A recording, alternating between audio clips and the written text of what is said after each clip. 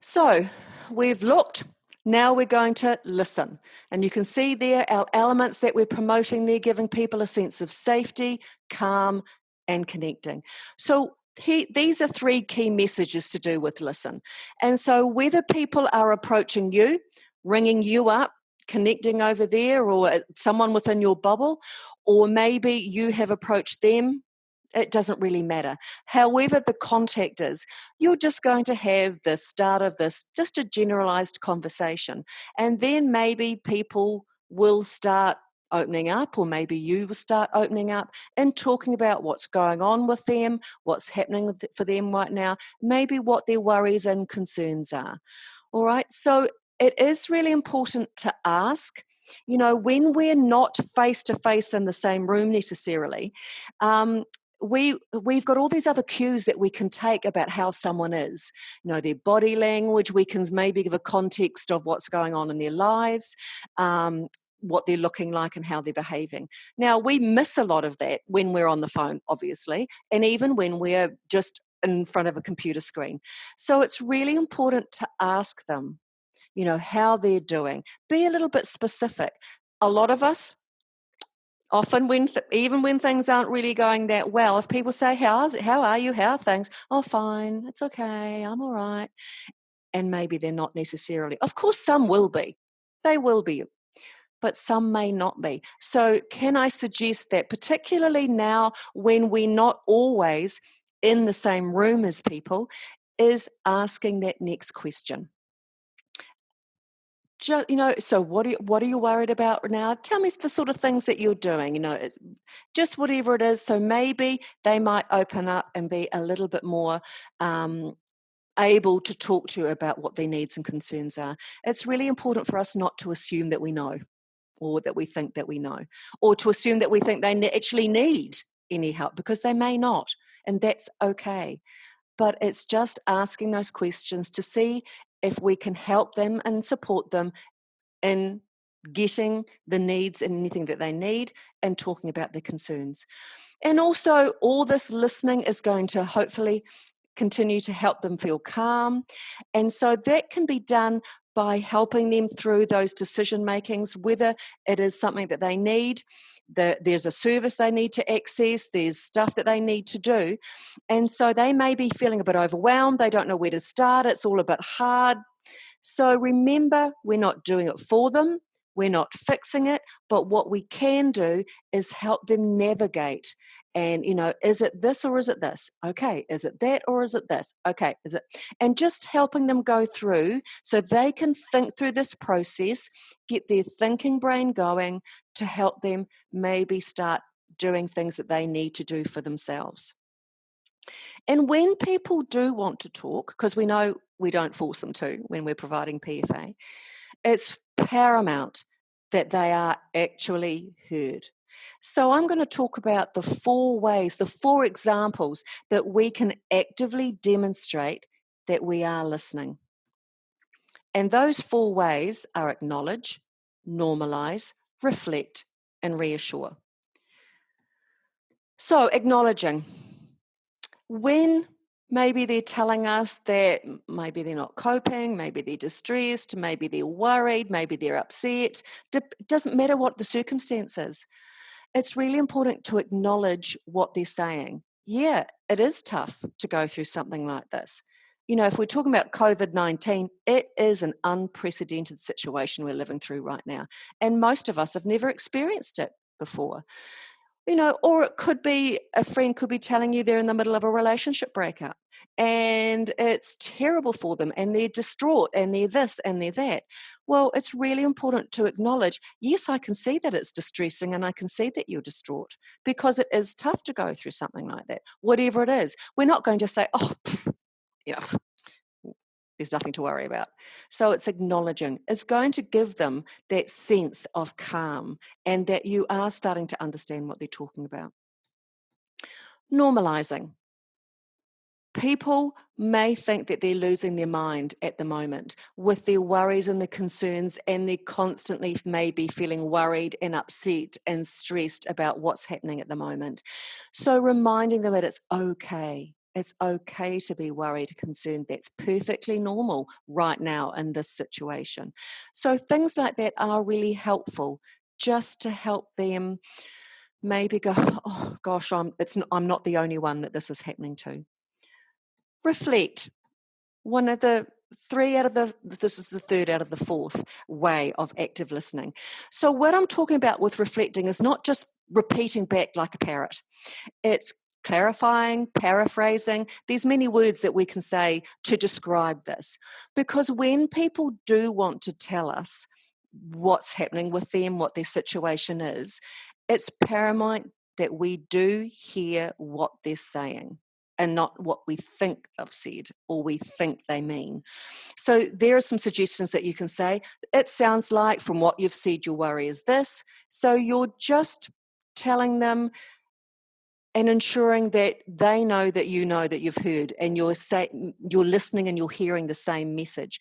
Because some people do sort of think out loud, and they could be talking to you and you say, okay, so what you're saying is this, and they might go, oh no, that's not what I meant at all, and then clarify it again. So it is really good to be clear, because then when you both are at the same page of understanding, then when you understand exactly what their worries and concerns are or needs, then you can start continuing to provide the emotional and practical support. Reassure. Now, this is a tricky one, because we don't want to just do that blanket, oh, it'll be fine, you'll be fine, we'll be fine, it's going to be okay, because we don't know that to be true. So what I would encourage you in things that you say to be reassuring is that making sure that you say stuff that you do know to be true.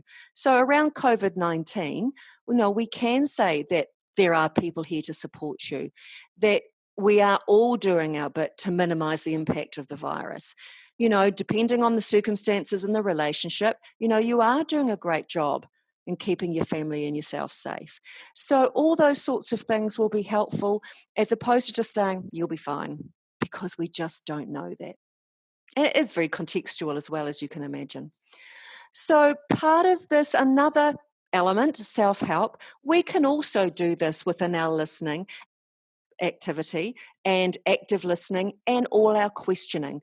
So getting people to start doing stuff for themselves, planning for themselves, because remember, people can feel a little bit overwhelmed and it's a bit too hard.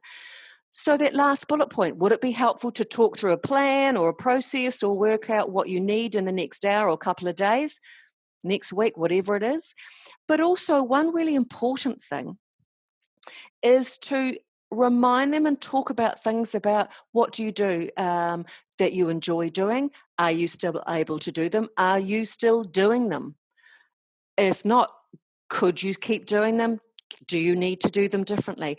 All this sort of questioning, because when things are stressful, when people are overwhelmed, doing stuff that we love to do just seems to just go by the by. But it's so important for people, for all of us, to continue to do the things that we enjoy, albeit differently and within our bubbles and all that sort of stuff, because it's like medicine to cortisol. Now, do you remember earlier on when I talked about that stress hormone cortisol and the impact of that, and it gives us sort of fuzzy brain and it's really hard to think things through? Well, doing stuff that we love gives us this positiveness, these positive endorphins. And it's like we're giving that cortisol. It's like an antidote. It's a medicine. So it can sometimes get those cortisol levels to increase, and therefore might get our thinking brains back into gear a little bit. So providing those four elements, giving people a sense of safety, calm, connected, and self-help, then we can also promote hope.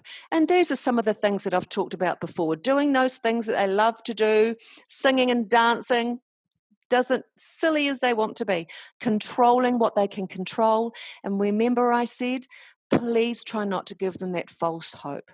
All right, just talking and reassuring them and telling them only things that you know to be true. We don't normally give people a don't and a do list. or a script, because there is no script for PFA. We just want you to be genuine, to use your own words and use your own language, because otherwise it just doesn't work. But there are a couple of suggestions that we do have. Please don't say that you understand what they're going through, because you don't. We don't. We may be able to empathize. We may have gone through a similar event, but we still don't understand what they are going through. So maybe think about a different way of saying it. For example, I understand that these are difficult times and that you're feeling anxious or concerned or worried, and that's okay. We often say, with the genuine best will in the world, everything will be, I'm sure it'll be fine. It's going to be okay. I'm sure you'll be fine. But we don't always know that to be true. So maybe a way that you can say that. So here's an example of the COVID-19 example. I'm doing what I can to help in this difficult situation. You're doing your part too, or doing what you can.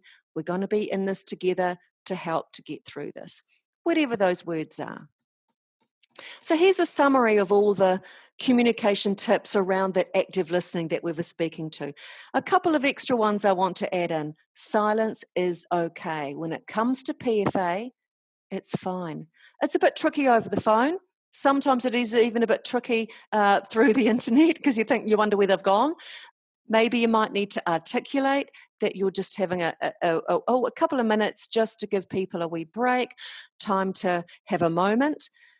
It's okay from a PFA perspective not to have the answer. You can tell them, I don't know what to say to you right now. I don't have an answer for you right now. But just being there, listening and supporting them will be amazing. The last 2 bullet points, keep it simple. Keep your messages clear, because remember that adrenaline, it's like you're explaining something to them and it's bouncing off their head. It's not going to get in there, not because they're being annoying, not because they're stupid, because that adrenaline stress hormone is just about not allowing it to process and get in there. So you're going to have to repeat and repeat and repeat and repeat your message. And if you're able to email them or link them to somewhere where it's also in writing, that will be really helpful in getting them to get that message through. So we've spent quite a bit of time on listen. So now I'm just going to describe the last action principle, link. That's generally and usually the most practical of all the action principles. So addressing the basic needs, and could be linking them through to other services that may be there, maybe getting stuff delivered, maybe you're able to go and do that within your bubble and keeping it local. Whatever services and things are out there, maybe you're able to direct them into the right direction. Could be WINS, could be other things, other agencies that they need to go through. Giving information. It just please needs to be accurate, official. There is so much misinformation and disinformation out there, and there's also so much of it. We just seem to be bombarded with communication, and that in itself is just so overwhelming. It just gets too much. And so we may even consider backing away and minimizing our exposure to all of this stuff, because it's everywhere we look. There is information, and it's statistics, and it's numbers, and it's deaths, and it's this, and it does just get overwhelming. So you might like to think or encourage people to minimize seeing all this stuff or going to this stuff, whether they might just choose to watch the news just once a day instead of having it on all day. Making sure that they do go to the official website, Unite Against COVID-19. If they don't have access to the internet, there's that free helpline. And as I said, limiting that exposure. And connecting, linking them to whoever, seeing how they can phone, get some internet access or something so that they can connect with whoever they need to connect with. Because in the early days, the social distancing, this is the words that we were using. We're trying not to use those words anymore because of the connotation. Social distancing means social isolation, and it doesn't. And it's right now, when things are hard and uncertain and worrying, that this is the paramount time that we need to be connected, albeit differently, to whoever we need to be connected to.